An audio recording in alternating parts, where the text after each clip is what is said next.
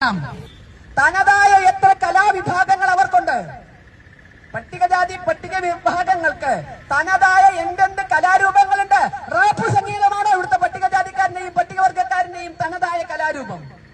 ഗോത്ര സംസ്കൃതി അതാണോ? അവരുടെ വ്യക്തിത്വം ഉറപ്പിക്കേണ്ടത് അതാണോ? ഹായ്, നമസ്കാരം. നാസർ മാവൂരാൻ.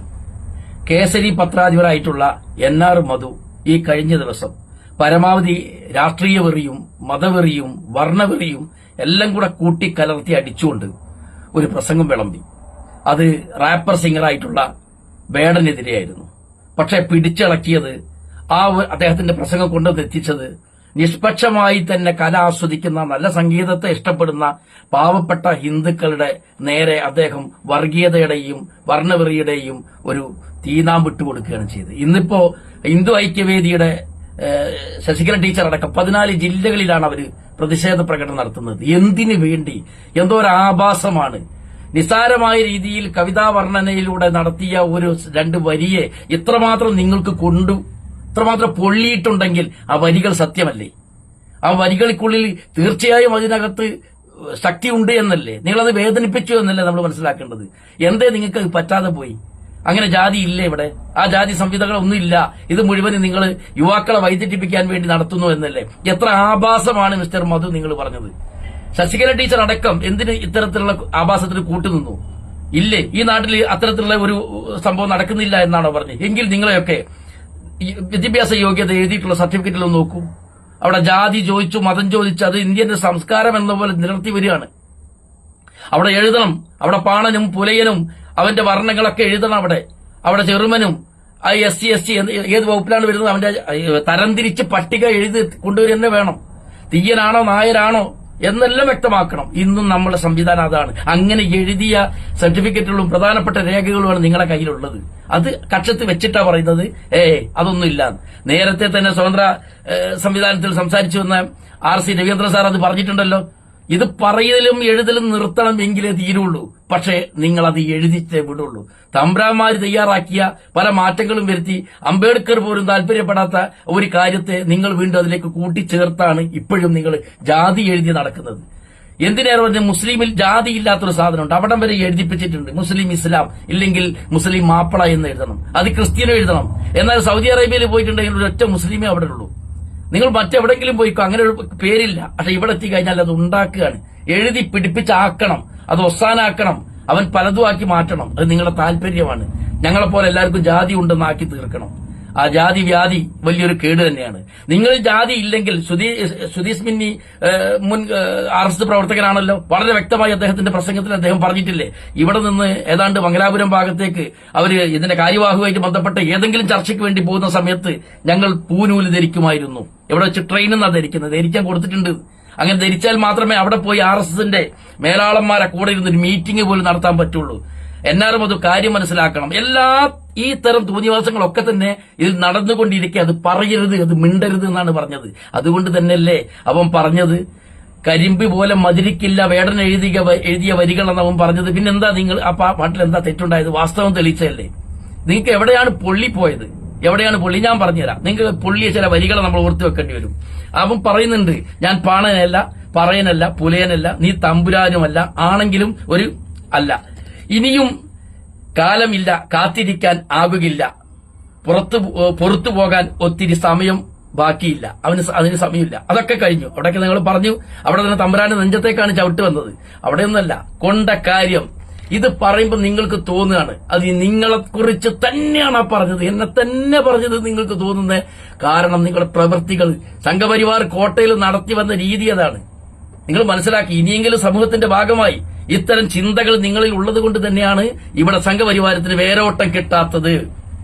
അല്ലേ? അതിൽ പറയുന്നൊരു വാക്ക് കേട്ടോ, കപട ദേശവാദി കൊണ്ടില്ലേ? NR മധുവിനും ശശികല ടീച്ചർക്കും കൊണ്ടോ ആ വാക്ക്? നാട്ടിൽ മതജാതി വ്യാധി അതൊരു രോഗമാണ്. നിങ്ങൾക്കത് ആരാണ് പടർത്തുന്നത് നല്ലപോലെ അറിയാം. തലവനില്ല ആദി, അവൻ എവിടുന്ന വന്ന് എന്താ സിതാര തലവന്മാര് എന്നുള്ള മേലോട്ട് നോക്കിയാൽ അവൻ മനസ്സിലാക്കുക. ഇത് നിങ്ങളെ തന്നെയാണ്, നിങ്ങൾക്ക് തോന്നിപ്പോയതാണ്. ഈ വരിയിൽ നിന്ന് നിങ്ങൾക്ക് തോന്നിയതാണ്. പിന്നെയോ, നാട് ചുറ്റിടാൻ നിന്റെ നികുതി. അയ്യോ, അപ്പൊ ആരായിരിക്കും? ചിന്തിച്ചു നോക്കൂ. വാളെടുത്തവന്റെ കയ്യിലാണ് നാട് പാതി. ഉറപ്പായല്ലോ. ഉറപ്പായല്ലോ. വാളെടുത്തവന്റെ കയ്യിലാണ് നാടുപാതി. സംശയിക്കണ്ട. ഇവിടുന്നാണ് എൻ.ആർ. മധുവിന് ഈ ഒരു വിതുമ്പലുണ്ടായത്. മറ്റാരെയല്ല ഉദ്ദേശിച്ചത്, എന്നെ തന്നെയാണ് ഉദ്ദേശിച്ചത്, അല്ലെ? എന്നിട്ടോ ദേശദ്രോഹി, തീവ്രവാദി. ആര്? വാക്കെടുത്തവൻ കാര്യം പറഞ്ഞവൻ ആരായി? അതാണ് നിങ്ങൾ ഇന്ന് ചെയ്തുകൊണ്ടിരിക്കുന്നത്. വാക്കെടുത്തവൻ, ദേശദ്രോഹി, തീവ്രവാദി. ഇന്ന് നിങ്ങൾ വേടനെയും വേടന്റെ ആശയത്തെയും ഇന്ന് നിങ്ങൾ പ്രസംഗിച്ചത് മുഴുവൻ, ശശികല ടീച്ചറുടെ പ്രസംഗം വേണമെങ്കിൽ നമുക്കൊന്ന് കേട്ടുനോക്ക് നിങ്ങൾ. അതാണ് ആ പറഞ്ഞ വാക്ക്. എന്നിട്ടോ വേടന്റെ പാട്ട് കേൾക്കാൻ വേണ്ടി ഉടുതുണിയില്ലാതെ ചാടുന്നത് കാണാൻ പോയിന്ന്. മാന്യമായ കുടുംബത്തിൽ നിന്ന് ഇറങ്ങി നിന്ന് അച്ഛന്റെ അമ്മേന്റെ സമ്മതം വാങ്ങി വന്ന് 10 മിനിറ്റ് സംഗീതം ആസ്വദിച്ചവനാണ് ഉടുതുണിയില്ലാതെ ചാടാൻ പോയത്. കഞ്ചാവ് അടിച്ച് നടക്കുന്ന മേളയിലേക്കാണ് ഇവിടുന്ന് ആള് പോയത്. എന്തൊക്കെയാണ് ടീച്ചറും അതും പുലമ്പുന്നത് നിങ്ങൾക്ക് മനസ്സിലായില്ല. ഇതിങ്ങനെ പറയേണ്ട വല്ല ആവശ്യം ഉണ്ടായിരുന്നോ? ഒരു കാര്യം ഉറപ്പായി ടീച്ചറെ, ഒരു കാര്യം ഉറപ്പായി. നമ്മളെ ഇന്ന് നിങ്ങൾ അല്പമെങ്കിലും ഇവിടെ പച്ച പിടിച്ചിട്ടുണ്ടെങ്കിൽ അത് ഇവിടുത്തെ നായന്മാരും തീയന്മാരുടെയും വകയിൽ നിന്നല്ല ഈ കയറി വന്നത്. കൊടി പിടിക്കാനും മറ്റും ഇപ്പോഴുള്ളതും ഈ നാട്ടിലെ പട്ടികജാതി പട്ടികവർഗത്തിൽപ്പെട്ട ഒരു പ്രത്യേക പീഡനം അനുഭവിച്ചുകൊണ്ടിരിക്കുന്ന ചെറുപ്പക്കാരിൽ നിന്ന് വലിയൊരു വിഭാഗമാണ് ഇന്ന് എവിടെയാണെങ്കിലും ഇന്ന് നിങ്ങളുടെ ഹിന്ദു ഐക്യവേദിന്റേതായാലും RSSന്റേതായാലും ഒക്കെ തന്നെ പ്രോഗ്രാമുകൾ നടത്തുന്നിടത്ത് ആഹോരാർത്ഥം പ്രവർത്തിച്ച് പണിയെടുത്ത് അതിന്റെ പിന്നാമ്പുറങ്കിൽ പ്രവർത്തിക്കുന്നത് അവരുടെ നെഞ്ചത്തേക്കാണ് നിങ്ങൾ ചവിട്ടിയത്. ഈ ഒരു വാക്ക് പറഞ്ഞ് നിങ്ങൾക്ക് കൊണ്ടില്ല എന്ന് പറഞ്ഞാൽ പച്ചയായി നിങ്ങൾ ഇന്ന് ഇപ്പം വെറുതെ അല്ലല്ലോ നിങ്ങളൊക്കെ പേരിൽ കേസെടുത്തത്, അല്ലേ? മധുവിന്റെ പേരിൽ കേസെടുത്തു എന്ന് പറഞ്ഞത് വെറുതെ അല്ലല്ലോ. അപ്പൊ അത് തന്നെ കാര്യം. ഇനിയോ അടുത്ത വെറി ഉണ്ടാകാൻ ഇവൻ ഇങ്ങനെ പാടാൻ വിട്ടിട്ടുണ്ടെങ്കിൽ വലിയ പ്രയാസമാവും. അതുകൊണ്ട് തവളനെയൊക്കെ ചെയ്യും പോലെ കയ്യും കാലും വെട്ടിയൊരു മൂലയിലിടുക എന്നുള്ളിടത്ത് എത്താനുണ്ടായ കാര്യം കൂടി പറഞ്ഞുതരാം. ഇത് കേൾക്കുമ്പോൾ തന്നെ നിങ്ങൾ അത് കൊണ്ടു എന്നുള്ളത് ഉറപ്പാണ്. അപ്പൊ പറയുന്നുണ്ട്, മ്യാൻമറിൽ ബുദ്ധൻ ആയുധമേന്തി, സോമാലിയൻ ബാല്യങ്ങൾ കുടി നീര് തേണ്ടി പല കാതം താണ്ടി. ആരാണ് സോമാലിയുള്ളത് നിങ്ങൾക്കറിയാലോ, ഏത് വിഭാഗമാണ് അവിടെ ഉള്ളത് എന്നുള്ളത്. നേരെയാൾ മ്യാൻമറിലേക്ക് പോയി. ആയുധമേന്താൻ ഒരിക്കലും സാധ്യതയില്ലാത്ത ബുദ്ധൻ ആയുധമേന്തി, അല്ലെങ്കിൽ ബുദ്ധന്റെ അനുയായികൾ ആയുധമേന്തി ചുടുചോര മൂന്തി കൊണ്ടു. പിന്നെ പോയതോ ഫലസ്തീൻ പല നൂറായി, പലായനം ഒരു പതിവായി മാറി. ഫലസ്തീനെയാണ് ഇവിടെ ഹൈലൈറ്റ് ചെയ്തത്. അത് നിങ്ങൾക്ക് സഹിക്കാൻ കഴിയോ? എൻ.ആർ. മധുവിനോ ശശികല ടീച്ചർക്കോ സഹിക്കാൻ കഴിയോ? ആ വാക്ക് കഴിയൂല. നിങ്ങൾ നെഞ്ചു വളർന്നിട്ടുണ്ടാവും. അടുത്തത്, ചീന നിൻ ചെങ്കൊടി താഴെ ഖുറാൻ എരിഞ്ഞതിൽ മണം പടർന്നു. ചൈനയില് ഖുറാൻ കത്തിച്ച കേസ് അവിടെ അത് കേട്ടല്ലോ, വിഷയം കിട്ടിയില്ലേ? പുകയില്ലേ നിങ്ങൾ കിടന്നിട്ട്? ഖുറാന്റെ മുന്നേ പുകയും നിങ്ങൾ, ടീച്ചറും പുകയും, എല്ലാവരും പുകയും. നിങ്ങൾ ശരിക്കും ഓരോ വേടന്റെ ഓരോ വരികളും നിങ്ങളെ ചങ്കിൽ തറച്ചതിന് ശേഷം നിങ്ങൾ എടുത്തിട്ട് പ്രശ്നങ്ങളാണെന്നുള്ളത് ഏതൊരുത്തിനും മനസ്സിലാക്കാൻ കഴിയും. അതോട് തീർന്നില്ല. ആസിഫയിൻ അരയുടക്കുവാൻ ഭഗവാൻ പോലും. അമ്പലത്തിലെ ആ കുട്ടി പിഞ്ചു വൈതല് മരണപ്പെട്ട സംഭവം ആർക്കാ കൊണ്ടത്? നിങ്ങൾ വെറുതെയാണോ ചാടിയത്? അതും തീർന്നില്ല. എന്നിട്ട് പറയാണ്, അയലൻ നിൻ കുഞ്ഞിക്കാലുകൾ കണ്ണീർ കടലിൽ ആയ വളർന്നു. ഏതായിരുന്നു ആ കഥ? സുഹൃത്തുക്കളെ, നിങ്ങൾ വേദനിക്കുന്നുള്ളത് ഉറപ്പാ. മാത്രമല്ല, അവനെ ഹൈലൈറ്റ് ചെയ്ത മറ്റൊരാളാരാണ്? അയ്യങ്കാളിയെയാണ്. മറ്റൊരാളാണ് യാസർ അറഫാത്തിനെയാണ്. അതുകൊണ്ടാണ് ഇടത് കൈയിൽ ഒലിവിന്റെ ഇലയും വലത് കൈയിൽ മെഷീൻ ഗണ്ണുമായി വന്ന യാസർ അറഫാത്തിനെ അവിടെ ഹൈലൈറ്റ് ചെയ്ത്. നിങ്ങൾക്ക് സഹിക്കാൻ കഴിയാ വാക്കുകളൊക്കെ? സംഭവിച്ച വേറൊന്നുമല്ല, നിങ്ങൾ ഇടനെഞ്ചി കീറിയിട്ടുണ്ട്. ഇവനെ വളരാൻ വിട്ടാൽ വൻ ദോഷങ്ങൾ ഉണ്ടാവും നിങ്ങൾക്ക് മനസ്സിലായി. വലിയൊരു വിഭാഗം ഭിന്നിച്ചിറങ്ങി പോകാൻ ഇന്ന് നിലവിൽ നിങ്ങൾ നേരത്തെ ശശികല ടീച്ചർ പ്രസംഗത്തിൽ പറഞ്ഞു, ഈ കണ്ട സംഗീത ആസ്വാദകരെ മുഴുവനും ചാടടാ കുഞ്ചിരാമ എന്ന് പറഞ്ഞ പോലെ നിങ്ങൾ തുള്ളിക്കുകയാണ്, അവരോട് നിങ്ങൾ ചുടിയോറ് മാന്തിക്കുകയാണ്. അങ്ങനെ നിങ്ങൾ മാന്തിച്ചൊരു വിഭാഗമുണ്ട് ഇവിടെ, പാവപ്പെട്ടവര് എങ്ങെത്താതെ, ജീവിതത്തിൽ എങ്ങെത്താതെ കോളനികളിലും മറ്റും കഴിയുന്നവരുണ്ട്. അവർ നിങ്ങളിൽ നിന്ന് അറ്റുപോകുമെന്ന വ്യക്തമായ ബോധ്യമുള്ളത് കൊണ്ട് മാത്രം ദയവായിട്ട് സംഗീതത്തിന്റെ വഴിക്ക് വിടുക, സ്വതന്ത്രമായി വിട്ടുകൊടുക്കുക. ഇവിടെ എത്രയോ സംഗീതജ്ഞർ കൃത്യമായി തന്നെ പാടിയിട്ടുണ്ട്, അർത്ഥത്തോടു കൂടി തന്നെ ആലപിച്ചു പോയിട്ടുണ്ട്. പക്ഷെ ഇതിൽ വേടനൊരുത്തൻ മാത്രമാണ് അധ്വാനിച്ചത്.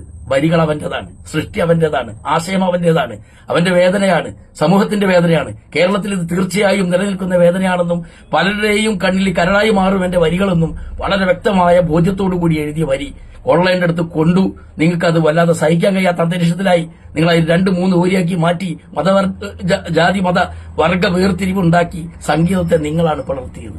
അത് സംഗീതമായിരുന്നു. നിങ്ങൾ പിളർത്തുന്നവരെ പച്ചയായ സംഗീതമായിരുന്നു. നിങ്ങൾ കയറിയോടുകൂടി അത് മറ്റൊരു തരത്തിലേക്ക് പോയി. പക്ഷേ ഓർത്തോ, അത് ഇനിയും നാൾക്ക് നാൾ മുന്നോട്ട് വരും, ഗംഭീരമാകും, വരികൾ ഓരോന്നും സ്ട്രോങ് ആയി വരും, അത് ഫലിക്കപ്പെടും. ഇത്രമാണ്. കൂടുതൽ ഇടപെടാൻ പോകാതിരിക്കുക എന്നുള്ളതാണ് ബുദ്ധി എന്ന് മാത്രം. നാസർ മാവുരാൻ.